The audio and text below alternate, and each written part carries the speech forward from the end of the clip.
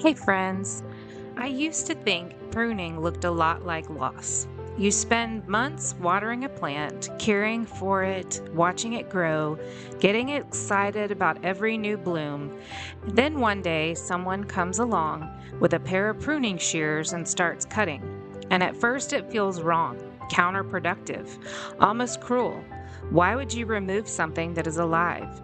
Why would you cut back something that has already grown? Why would you take away branches that took so much time and energy to create? But gardeners understand something that most of us don't. Growth and health are not always the same thing.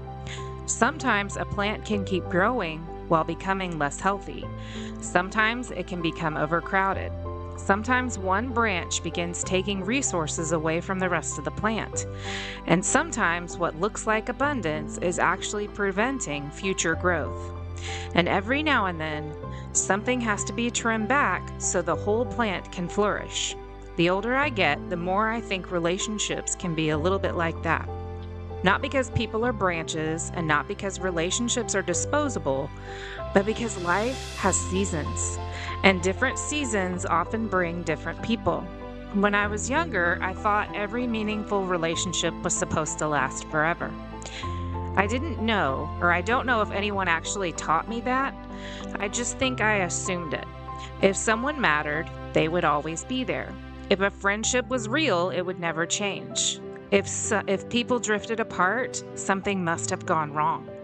But life has a way of teaching us things that we couldn't have learned in any other way. And one of the things that life has taught me is this: some people share a season, and some people share a life. And both of those are gifts.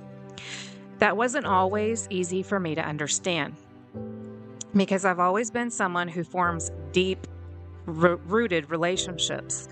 I've never been particularly good at surface level connection. I've never been interested in collecting acquaintances, and I've always been drawn to relationships that go deeper than that.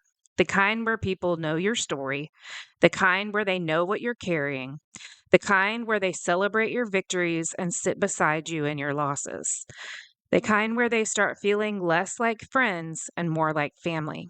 And over the course of my life, God has given me many of those friendships. For some for a season, and some for much longer. Looking back now, I can see that every one of them has left a piece of something behind. Every one of them has shaped me in some way.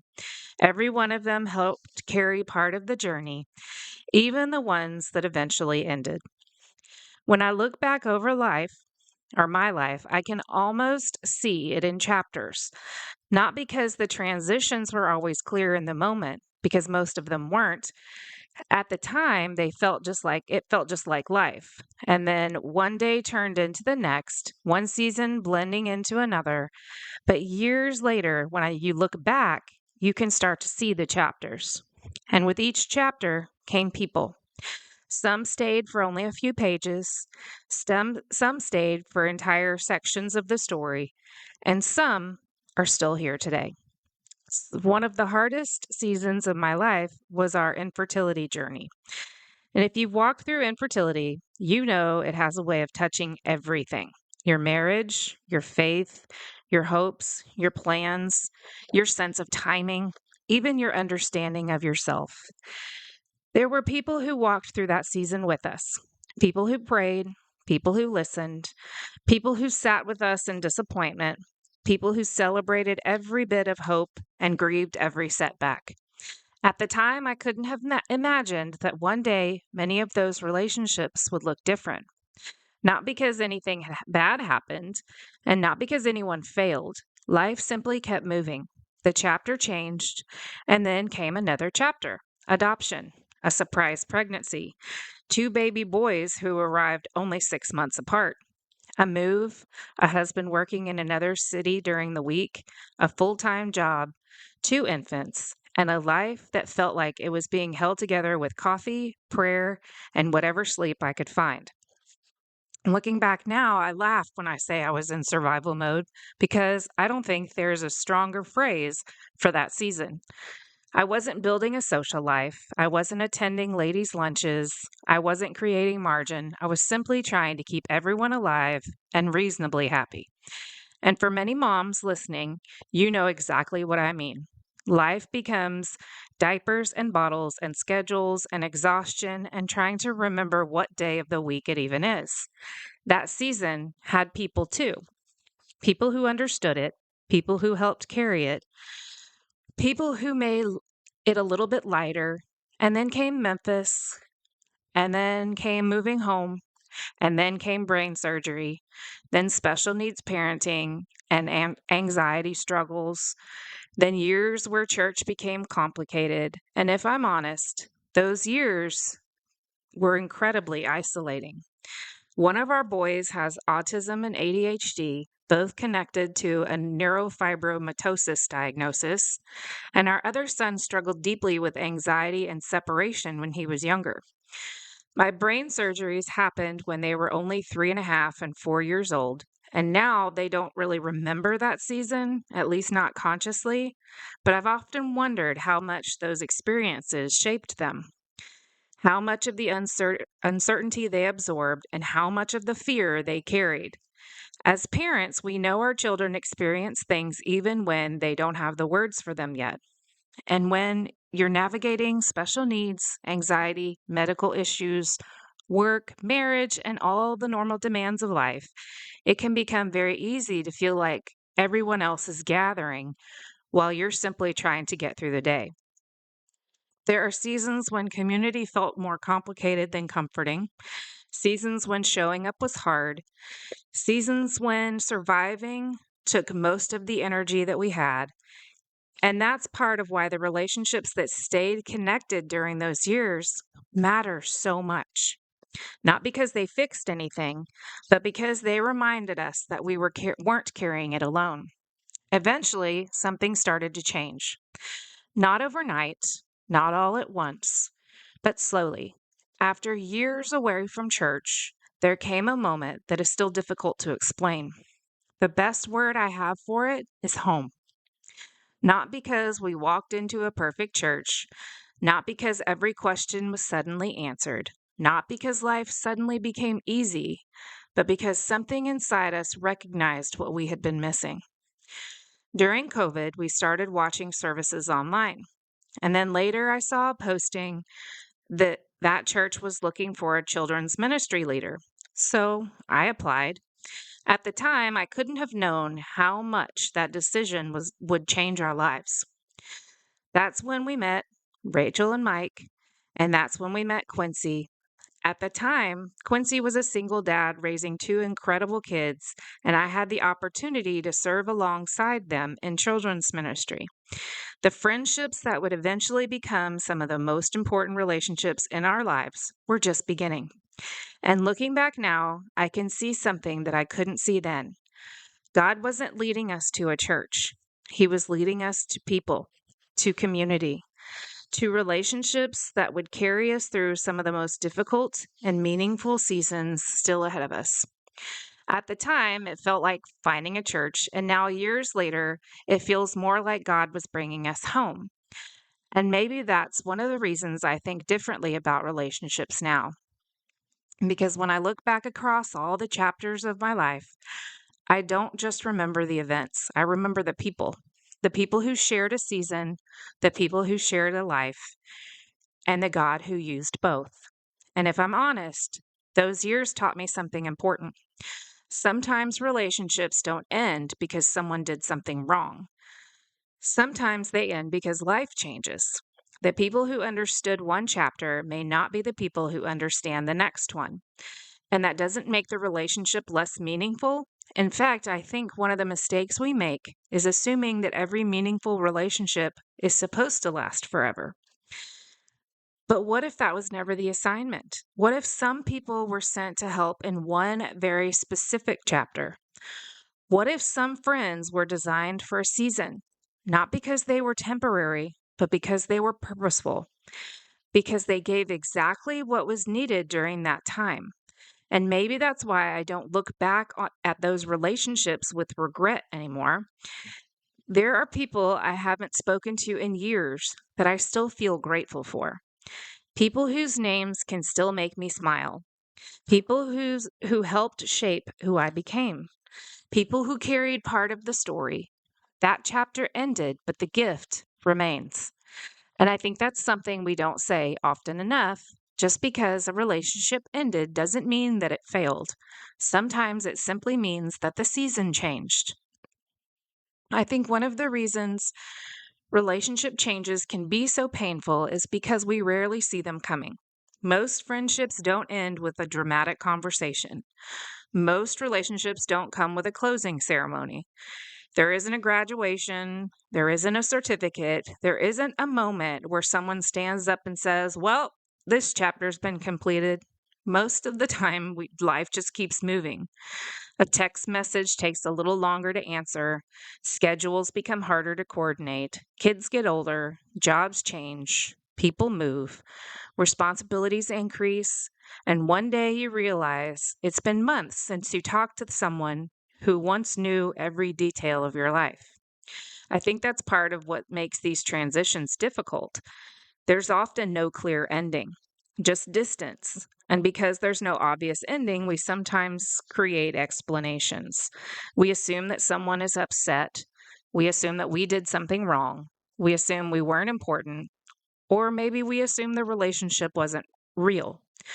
But over the years, I've learned that life is usually more complicated than that. Sometimes people are simply carrying different things. Sometimes they're in a season that requires their attention to be somewhere else. Sometimes their responsibilities have changed, and sometimes yours have. Sometimes two good people are simply walking different roads than they were before.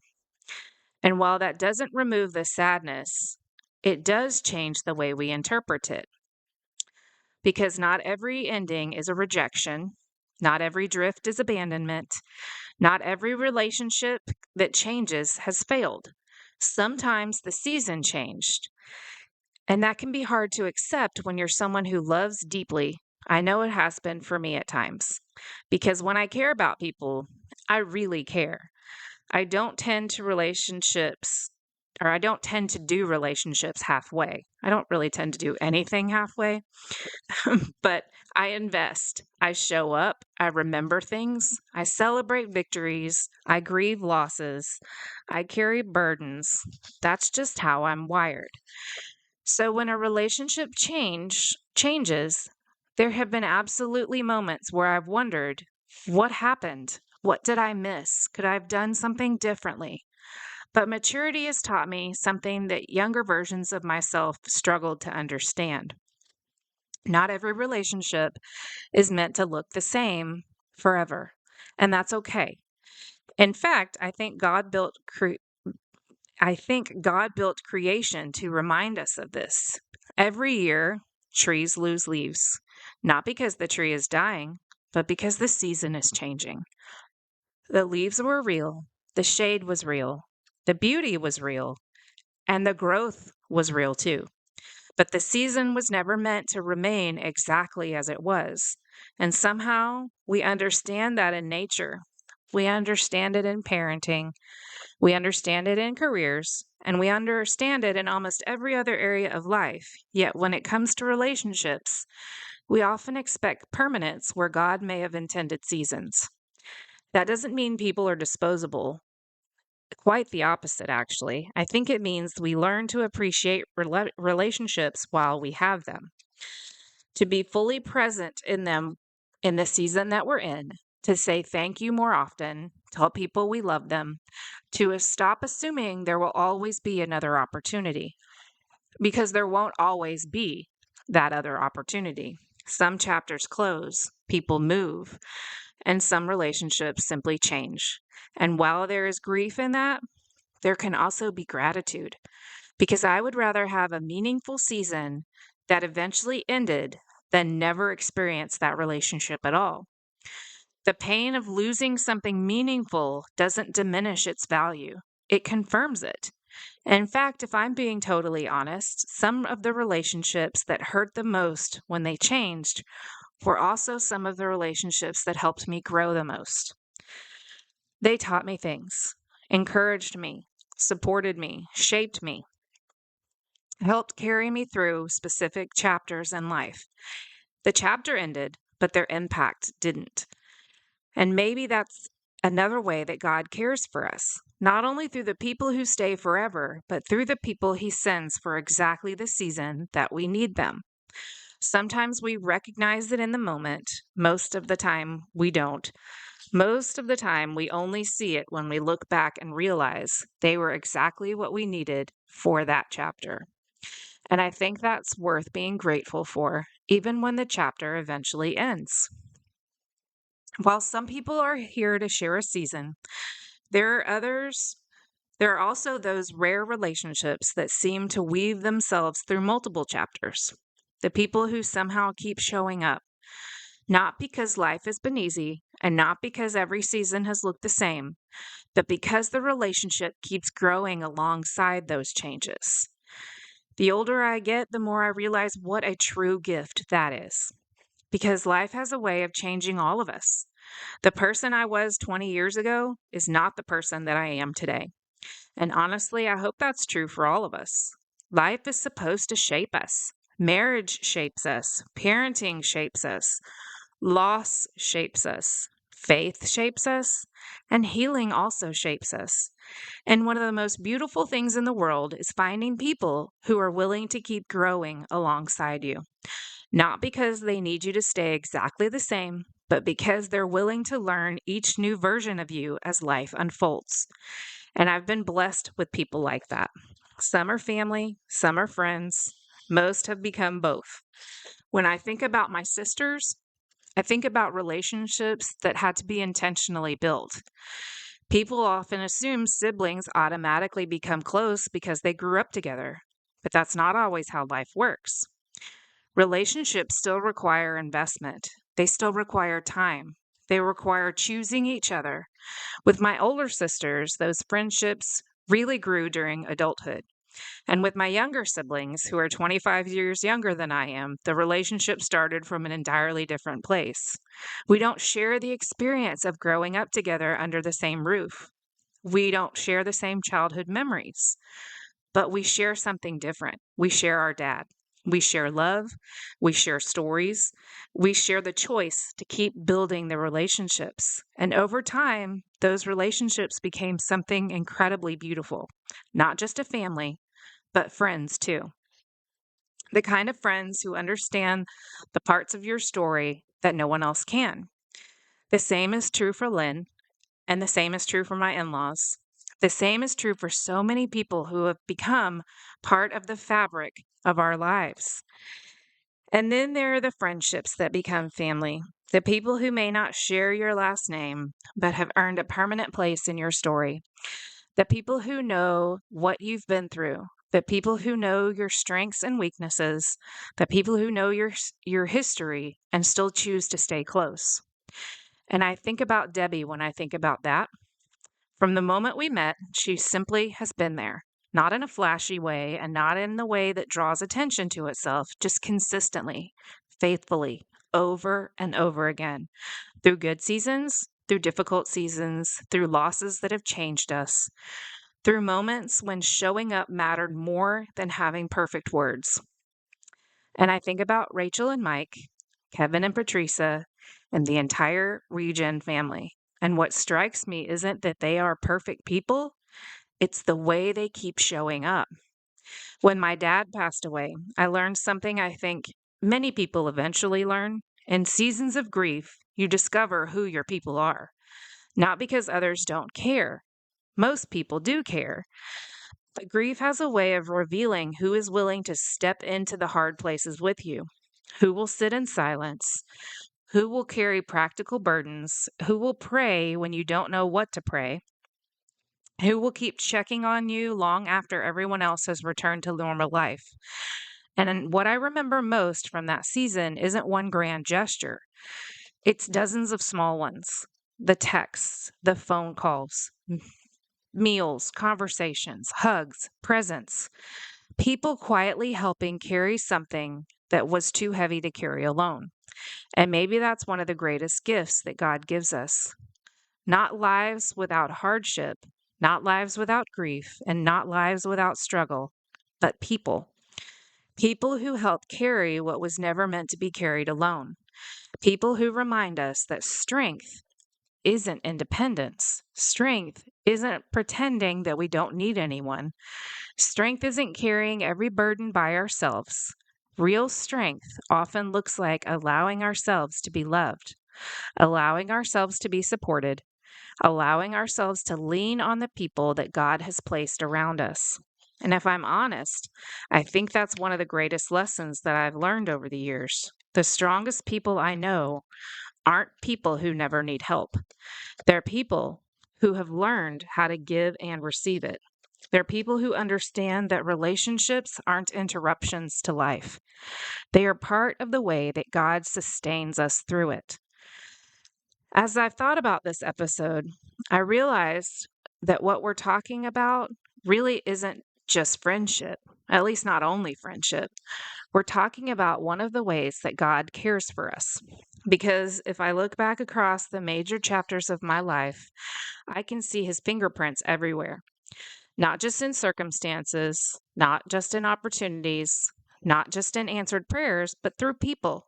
People who appeared at exactly the right time, people who understood things that others couldn't, people who offered wisdom when I needed direction, people who carried hope when I was struggling to find it myself, people who walked beside me when the road felt long. And the interesting thing is that they weren't always the same people. Some were here for a chapter, and some were here for several, and some became part of the foundation of my life, but all of them mattered, every single one. When I was younger, I think I viewed relationships a little differently. I thought the goal was to keep everyone, to somehow preserve the friendship exactly as it was, to prevent change, to avoid endings. But life doesn't work that way. People move, families grow, careers change, children grow up, and responsibilities shift. Health changes, circumstances change, and sometimes relationships change too. The goal was never to keep every season from ending. The goal was to recognize the gift while it was happening, to be fully present in it, to love people well while they were a part of the story, and to receive what God is giving through that relationship. And then, when necessary, to release it with gratitude instead of bitterness. I think that is one of the most freeing things that I've learned. Not every friendship that changes is a loss. Not every ending is a failure. Not every goodbye means something went wrong. Sometimes it simply means that that chapter is complete. And because of that, I can look back at relationships from different seasons of my life with gratitude instead of regret. I can appreciate what they gave. I can appreciate who they helped me to become. And I can appreciate the way that God used them. Even if we no longer share daily life, even if our paths look different now.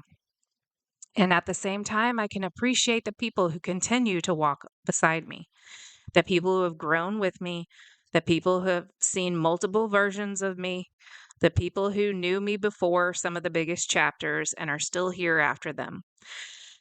There's something incredibly beautiful about that kind of a relationship because over time, those relationships stop being built on circumstances and they become built on commitment, shared history, trust, love, faithfulness.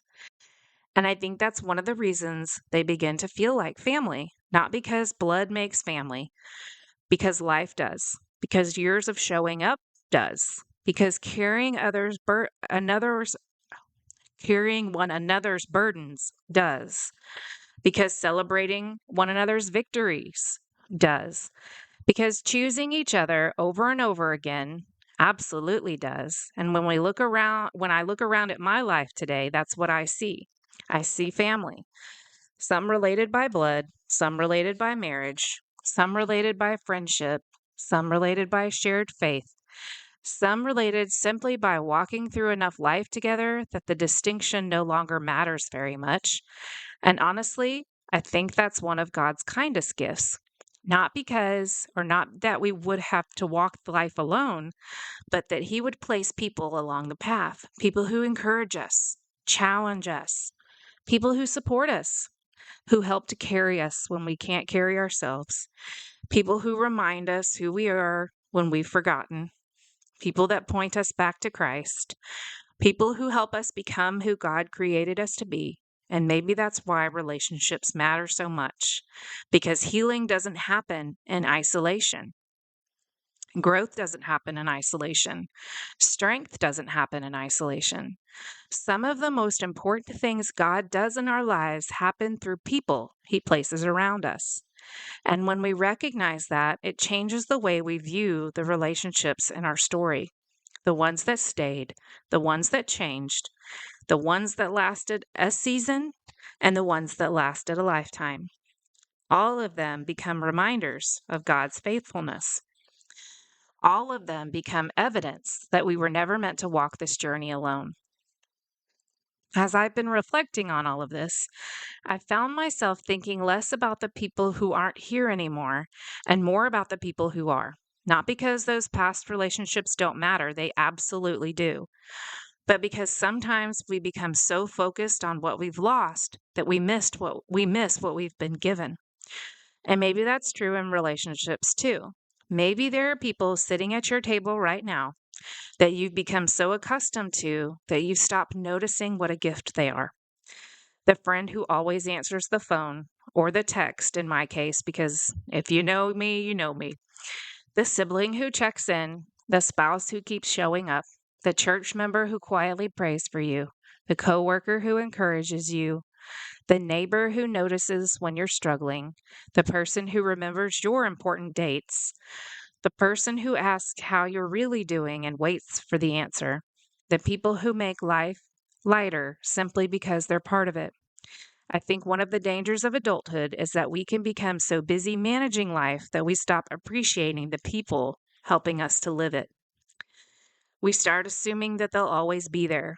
We postpone the phone call. We postpone the thank you. We postpone telling them what they mean to us.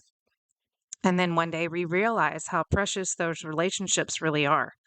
Not because something happened, but because we finally stopped long enough to see them. The older I get, the more convinced I am that relationships are one of God's greatest gifts to us. Not perfect relationships, not always easy relationships, but real relationships.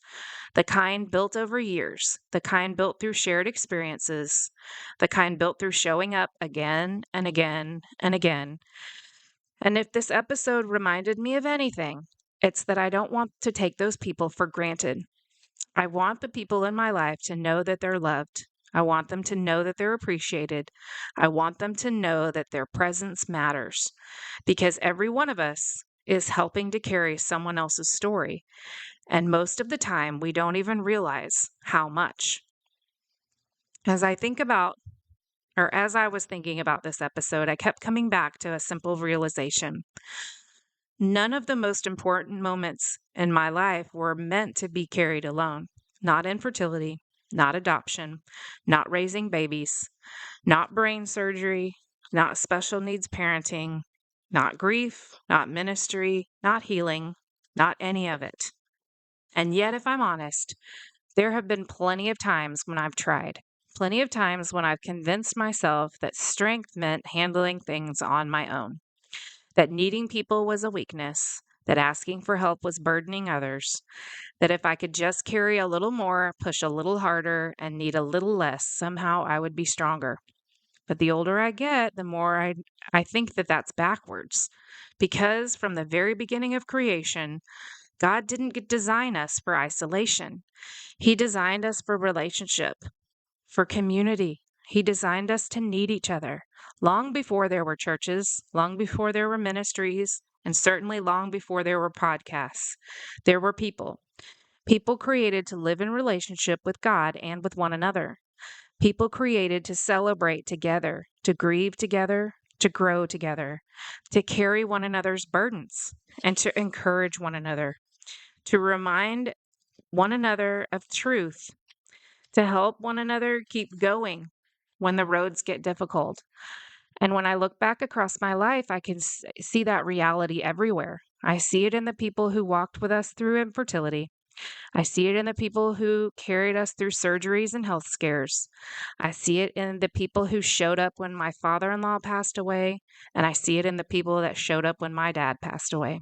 I see it in my siblings, in my in-laws, in Lynn, in Debbie, in the people of Regen, in my husband, and the friends who became family.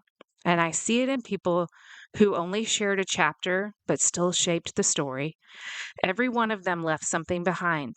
Every one of them helped carry a piece of the journey. Every one of them was part of God's provision. And maybe that's what I want you to think about today.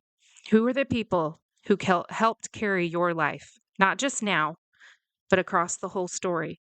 The people who encouraged you, who challenged you, the people who prayed for you, the people who sat with you in grief, the people who have celebrated your victories, the people who pointed you back to Jesus, the people who helped you become who you are today.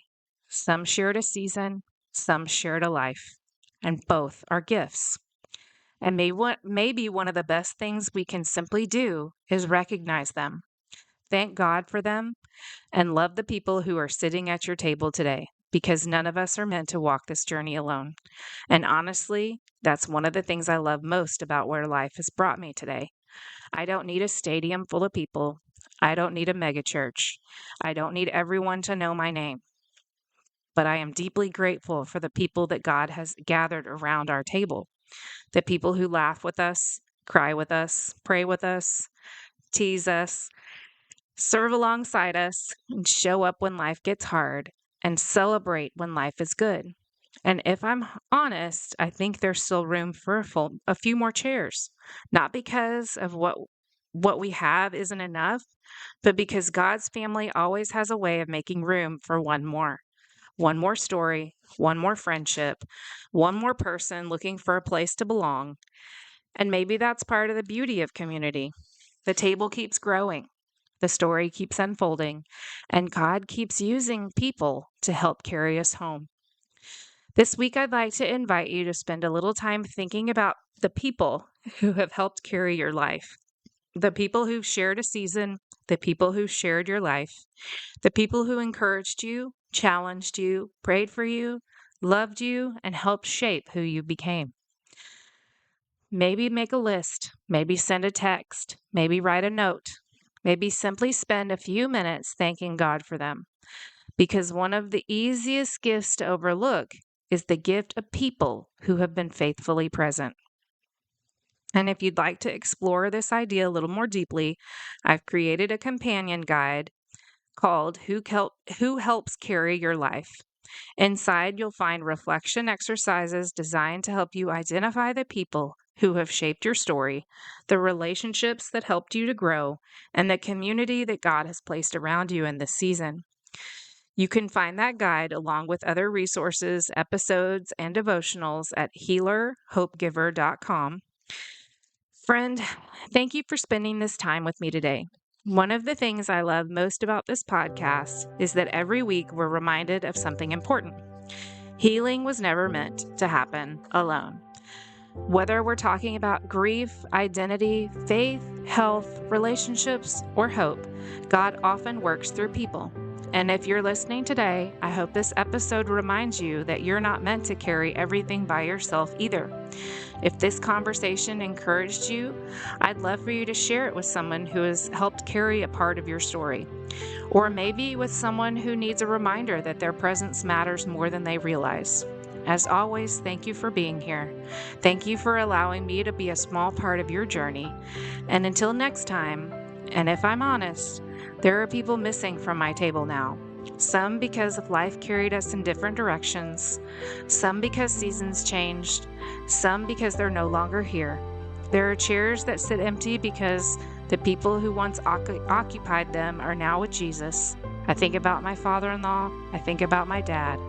I think about people who helped shape my story and whose absence I still feel. And there are moments when that absence hurts. Moments when I wish for one more conversation, one more meal, one more story, one more ordinary day together. But somewhere along the way, I've learned something beautiful. When I look around the table today, I don't just see who's absent, I see who's present. I see the people who continue to show up, the people who continue to love, the people who continue to carry and be carried. And instead of allowing those empty chairs to be the entire story, I've learned to be grateful for the chairs that are still full. For both matter. The grief matters, the gratitude matters. Somehow they can exist together. Take a moment to look around your table and notice the people that God has placed there. Thank Him for them, love them well, and remember, some people share a season and some people share a life. Both of those are gifts. I'll see you Thursday.